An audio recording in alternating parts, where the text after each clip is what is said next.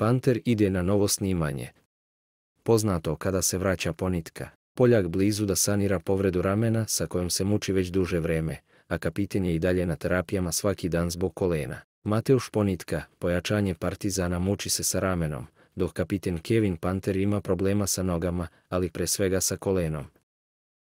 Kako nezvanično saznaje Mozart Sport, Poljak bi naredne nedelje trebalo da krene sa timskim košarkaškim treninzima.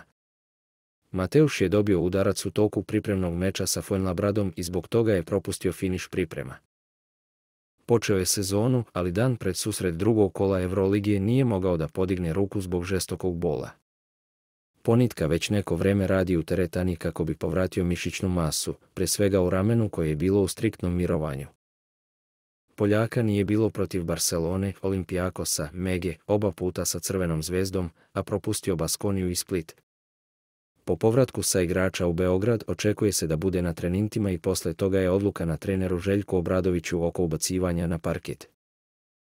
Kada govorimo o Kevinu Panteru, on već neko vreme ima muke sa zadnjom ložom i sav fokus prebacio je na terapije. U areni je svakodnevno sa medicinskim timom parnog valjka kako bi se situacija sanirala i povratak ubrzao.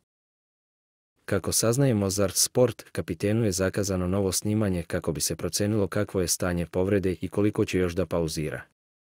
Podsjetimo da je klub preko zvaničnog sajta saopštio prošlog petka da Amerikanca sa srpskim pasošem čeka pauza od barem 2 nedelje.